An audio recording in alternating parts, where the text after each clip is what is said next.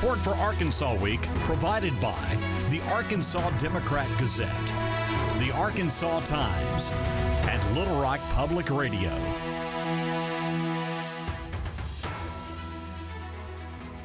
Hello and welcome to Arkansas Week. I'm Chris Kane.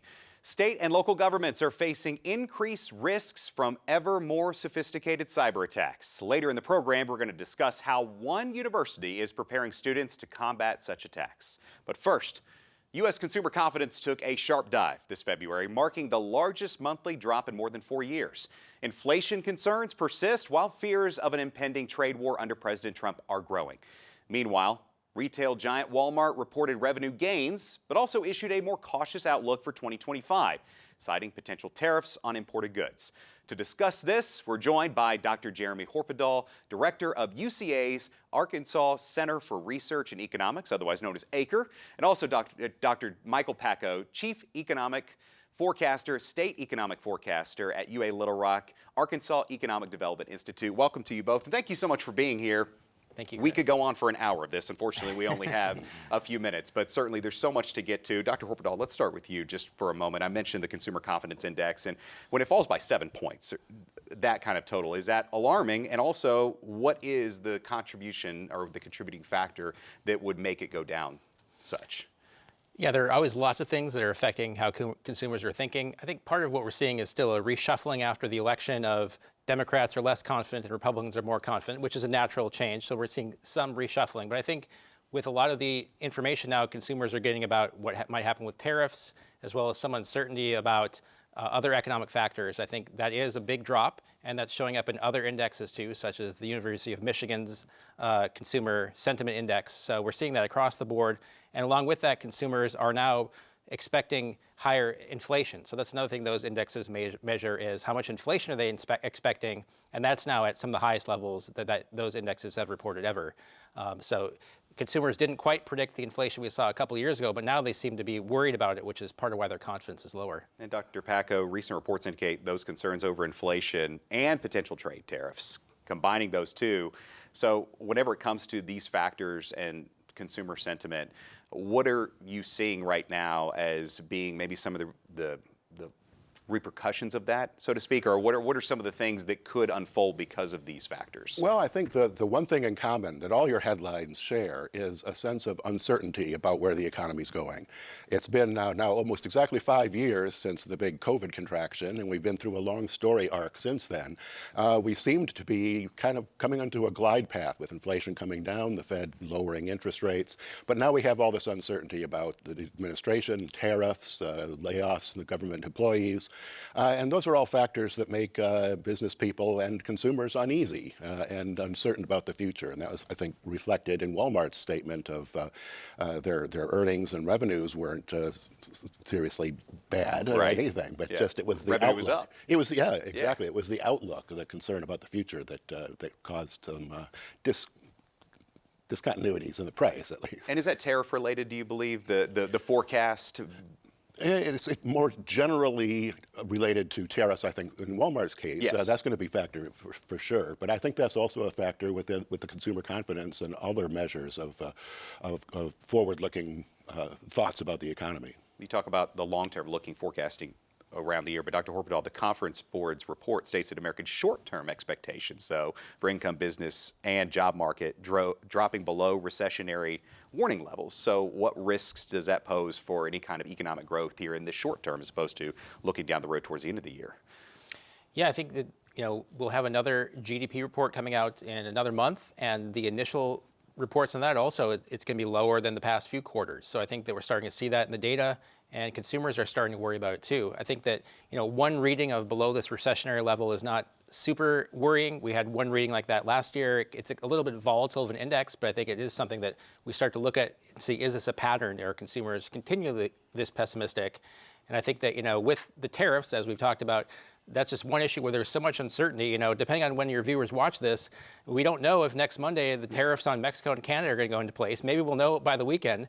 And now there's a new announcement of potential tariffs on the EU, but we don't know what's the deadline on that. So I think it's just a lot of these things are happening week to week, and that's just maybe making these indexes kind of jump around a lot. Dr. Pakko, Walmart's a huge player in in terms of economic forecasting. And for them to come out with a statement like that, is there any type of trickle-down effect in terms of sentiment for economic growth for the year among other major industries and other corporations? Well, I think there's a general expectation that we'll have slow but steady growth this year. As I said, we were kind of embarking on what I would consider to be a glide path with lower interest rates, lower inflation. But it really just it depends on what kind of impact any sort of tariff actions and reactions will take place. And that's where it's just kind of a wait and see. Like Dr. Horpedahl said, next Monday we may still not know what the status of tariffs with Canada and Mexico are, but it's just like a very uncertain environment. Well, let's talk about some Arkansas sectors that could be impacted by these tariffs, not just the major corporations, especially focusing on the agricultural sector of Arkansas, largest in the state. These tariffs, what are you seeing in terms of impact? I'll start with you, Dr. Horpedahl. How could these impact farmers in the state, in maybe here at home or abroad? I think one of the main things that the agricultural industry is worried about is what's the retaliation going to be. I think that, when we're talking about the U.S. putting tariffs in place, that's going to affect foreign producers and domestic consumers. But for the ag sector and other sectors here, such as sectors that might use inputs like steel and other metals that might have tariffs, they're worried about what might be the reaction, right? So in the last round of the tariffs under the first Trump administration, China responded to Trump's tariffs by having very strategic tariffs on American industries. Soybeans were an example of that affected us here in Arkansas. So we might be worried about that part of it. These tariffs probably don't worry the ag sector that much. I think they'd be worried about what's the reaction to it. Dr. Pakko? No, I think that's right. It's really the retaliation that is the danger for Arkansas's agricultural sector. But, they've got enough problems as it is. Crop prices are down. Commodity prices are much lower than they were a couple of years ago. And yet the input prices that the farmers face are still really high after the inflationary round.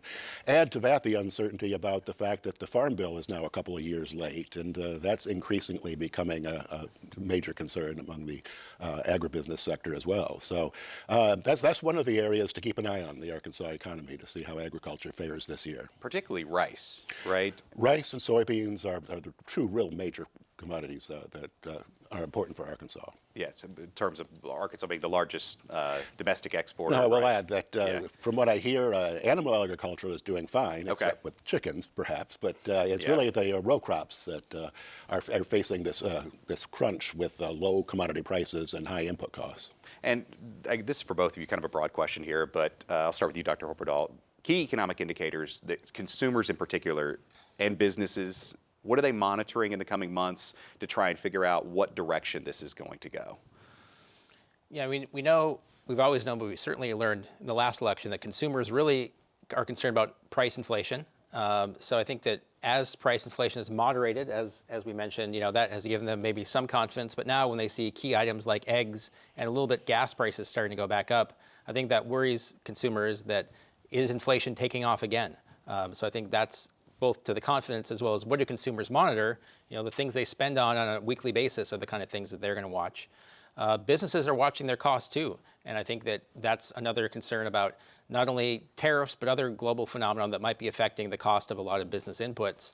I think those prices, I think, are what both consumers and producers are most worried about, in addition to other things about credit markets. Dr. Pakko? I guess I would look at the labor market as the pulse of the local economy. And in that sense, Arkansas is pretty well poised to deal with whatever comes next. We have unemployment below 4%. We have a record high non-farm payroll employment. And even the level of unfilled job openings remains elevated here in Arkansas. So there's a lot of buffer room there in earnings and output. We're still seeing positive gains in consumer and household income. I think while we talk about all this uncertainty and there could be some difficult economic times ahead, Arkansas is poised to fare pretty well, I think.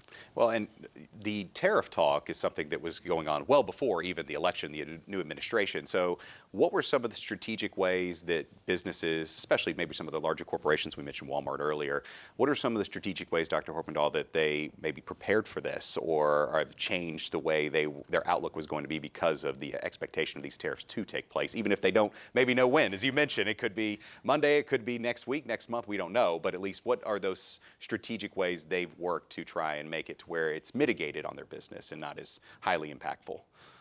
Yeah, I mean, there are all kinds of strategies they might take, and some they're going to maybe take even if they think the tariffs might come into place, which perhaps that's one of the goals of the uncertainty is to get them to take the action anyway. But I think in some cases, maybe trying to be less dependent on global supply chains, maybe trying to buy more things locally. But there's always a limit to that, right? And that there's only so much domestic supply of a lot of these inputs to buy.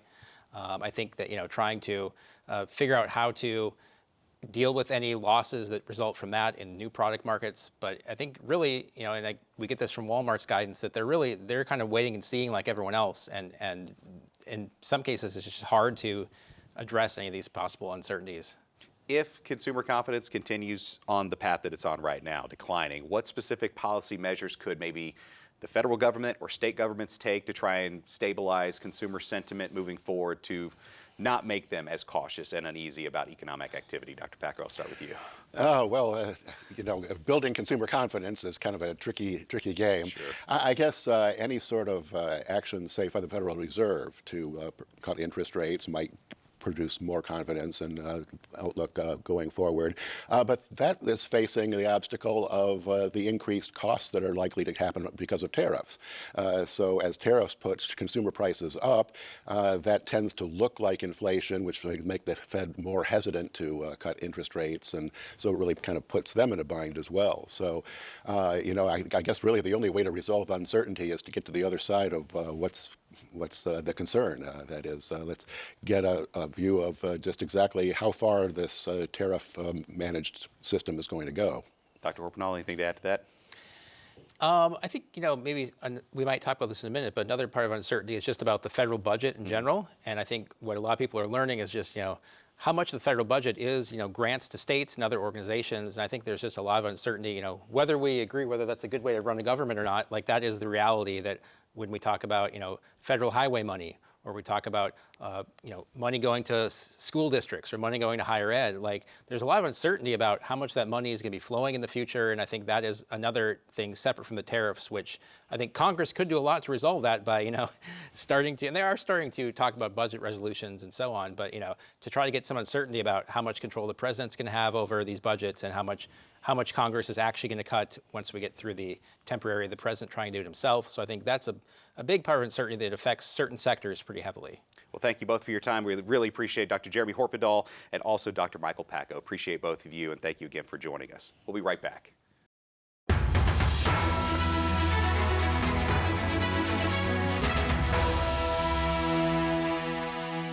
Welcome back to the program. Cybersecurity threats are on the rise, and state and local governments are facing increased risks from sophisticated cyber attacks. Arkansas experienced 134 cybersecurity incidents during the previous fiscal year, with ransomware being a major concern. The University of Arkansas at Little Rock is playing a pivotal role in addressing these challenges through innovative education programs and major grants. Today, we're joined by Dr. Sandra Leiterman, Cybersecurity Education Research Professor, and Rebecca Passmore, Assistant Professor of Cybersecurity at UA Little Rock, to discuss their groundbreaking work in cybersecurity education and training. And that groundbreaking work includes exponential growth. First, Dr. Leiterman, tell everybody about the growth that UA Little Rock has experienced in this program and how much it has boosted just here recently. So in 2021, we started with our bachelor's degree in cybersecurity. We went from a minor in information assurance to a full bachelor's degree. We started with 6 students in 2021, and today we have over 130. Wow. That includes graduate students in our graduate certificate program and our numerous certificates of proficiency, in addition to the bachelor's degree. Well, when you see that kind of growth, it's no wonder why a $4.65 million grant was recently awarded from the National Security Agency. What kind of impact could this have on the university and the program that you all have? So it really brings national attention to UA Little Rock and the work that we're doing, and it's a huge trust that the federal government puts in UA Little Rock and our entire consortium. So we will be able to award 25 new scholarships for teachers, high school teachers teaching cybersecurity this year. And we brought in 4 more universities, so there's 7 total now that will be able to offer this certificate nationwide. And the whole program is designed to educate teachers high school teachers in cybersecurity so that they can teach for concurrent credit on their home campuses. And Becky, the National Cybersecurity Teaching Academy, how is this aiming to address the shortage of high school cybersecurity teachers? Yeah, it gives our program the ability to have the teachers prepare the students, so by the time they come to our program and they are going through the program, learning what they want to do in cybersecurity, as it's an umbrella to a lot of different careers and opportunities, they're prepared by the time they reach our education, and we are able to put them into research and do more educational opportunities for them. And Dr. Leiterman, the changes, you talk about not just changes in growth that you guys have experienced at the program from 6 to over 130, but the changes in cybersecurity alone since 2021, the use of AI becoming so dominant in that world right now.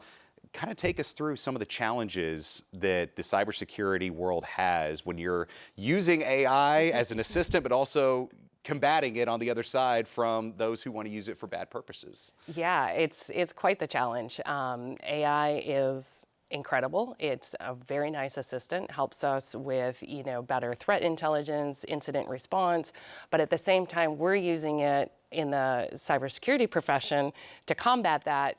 The adversaries are also using it to create more sophisticated attacks, and they're just getting better at their jobs. One thing that we do that is a little bit different than some of the other universities is we have an industry advisory board. We meet with our industry partners quarterly. They tell us what they want to see in their graduates, what skills we're missing, how things are changing, what trends are happening, and we take that information and bring it back into our curriculum, which is really designed hands-on, competency-based. We do a lot of tabletop exercises with our students. So we're giving them every real-world scenario that we can, and that's in partnership with our industry partners to help us, guide that curriculum. And doing everything too, Becky, to help boost interest in this. Tell us a little bit more about the club that you all have and how it's really, I think, increased interest around cybersecurity and the opportunities that are around with that. Absolutely. We have a fantastic cybersecurity club with amazing officers that we have taken the opportunity this semester to bring on industry professionals to speak each Tuesday night when our club meets at 4:30. We've invited other colleges to Zoom in and watch or attend in person. We plan on community outreach efforts during the summertime where we will reach out to Rotary clubs or senior citizen programs to bring our knowledge to them and help to teach them on cybersecurity hygiene, best practices. So our club is really doing a lot as far as the Capture the Flag events that help teach them, how to respond to incidents. So it all goes in with their curriculum.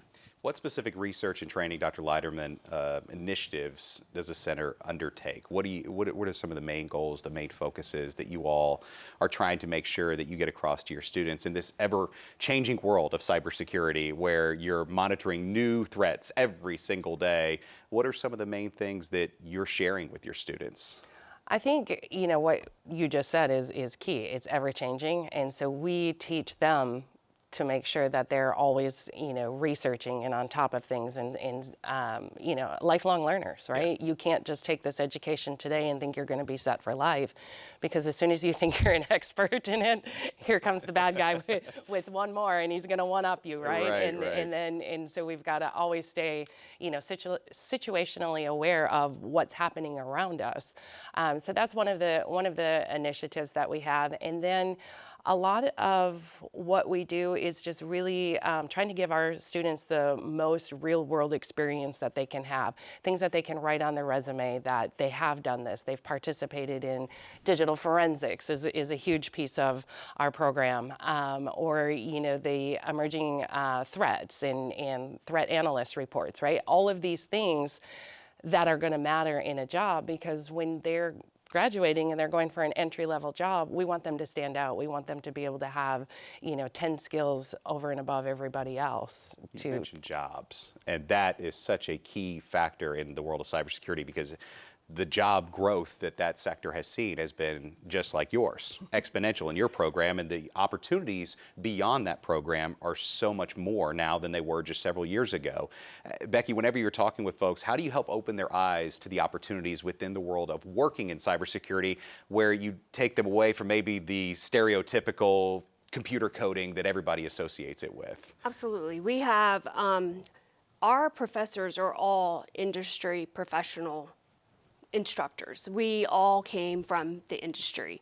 So we explain there's government opportunities, there's consulting opportunities, there's corporate opportunities, and every business should have some type of cybersecurity plan. And so preparing the students to be able to walk into a business, as Sandra was saying, our industry professionals, preparing them to walk into that business, start those system settings, system security, planning actions, and find their niche on what they like to do the best, and then work within the cybersecurity program at a corporation to make it better. Over 3,400 open cybersecurity positions in the state right now. Mm-hmm. And you have 130 in your program, which is amazing. I know the need is more, but that's where some of these grants come in, right? And that's where the support from local officials comes in, the Attorney General, for example. That's where you're seeing that, right, Dr. Leiterman, where it is going to take an all-hands-on-deck effort to help boost this industry and get these job positions filled. Yeah, and we really need to focus on the change of thinking, right? Everybody used to say, like, oh, cybersecurity is the IT guy, go to the IT guy or the IT woman, you know, whoever it may be. But that person can't do it all. We've got to look at it from a leadership point of view, from a community point of view. You're just as important to the cybersecurity chain as I am, as the professionals are, as everybody who's working. So we've got to make sure our people are trained, you know, and then have that plan for what if something happens? What if we are attacked? What if we have a ransomware or a data breach? I mean, what ifs? And that is a whole community within a business. You know, it's not just one person's responsibility, it's the entire business community. And it even extends beyond Arkansas, I understand here. There's a collaboration between a couple other universities, DePaul University, University of Louisville. So this is a nationwide effort, but centered here in Arkansas, it is certainly, you all are spearheading it at UA Little Rock. Yes, so we started with an idea back in 2021. We partnered with University of Louisville and DePaul in a nonprofit, Dark Enterprises. And we thought, you know what, let's create this certificate for high school teachers. There's nothing out there for high school teachers. So it was the first in the nation graduate certificate specifically aimed for high school teachers to give them that technical knowledge and the teaching pedagogy. So we're gonna, load them up with all that technical knowledge. Now, how do you bring that back to your students? Specifically designed at 18 credit hours so that they can teach for concurrent credit on their home campus. And why is that such a big deal? Because now the college or the high school students are getting excited about cybersecurity in high school, and they're going like, oh, where should I go to college? Well, somebody who's going to take these 9 credits I just got in high school, and we're building that pipeline. Yes. And you've got to start it backwards, right? So we've got a stable program here at UA Little Rock. Now we're taking it to the high schools. 4 high schools are piloting the concurrent credit this fall. Wow. So we're very excited about that expansion. Hopefully as time goes on, we get it down into middle school and elementaries as well. Becky, how would you recommend anyone watching, if they know someone who's interested, to get more involved? You mentioned the club earlier. Are there any other ways, or maybe that's the best way to get involved with just finding out more information, exploring the options that are available in this? Absolutely. I would say reach out to us, come to the campus, take a visit, see what we're doing with our new Cybersecurity Operations Research and Education Center currently being infrastruccted up. Mm-hmm. We will be able to show you around and tell you everything that we have going on, and just think hands-on activities, learning it in real life, applying it like it would happen in a real situation. And just join us and contact us and let us know how we can encourage you to participate. And Dr. Leiterman, only about a minute left, but before we go, some of the top things for folks to watch out for. I mentioned the big incidents from last year, 134, but I know every day Arkansans are targeted with cybersecurity, ransomware. What are the big things for anyone to watch out for here before we go? Just really watch who you're who you're sharing your information with, your contact information. Watch those emails, make sure they're really legit, like from who you think they are, and the phone conversations lately. Make sure you know who you're talking to and that it's not an AI clone. Yeah, and real quick, you told me something in the break, some information about that. What is the AI clone exactly? So it takes roughly 3 seconds of a person's voice soundbite to clone that voice and then transform that into an AI, and that AI can have an entire conversation with you, and you might think it's me, but it's really not. It's an AI. And 3 seconds, 3 seconds is all it takes. It's getting faster and more scary at times, which is why we have programs like you all have to help educate and, of course, help spread this information out so people can be better aware of the threats that are available and hopefully combat them with better information. Yes. Thank you so much for joining us today. We really appreciate it. Dr. Sandra Leiterman, and also we've got Rebecca Passmore. We appreciate your time from UA Little Rock and the program you have there. Thank you again. Thank you. All right, thank you for joining us. I'm Chris Kane. We'll see you next week.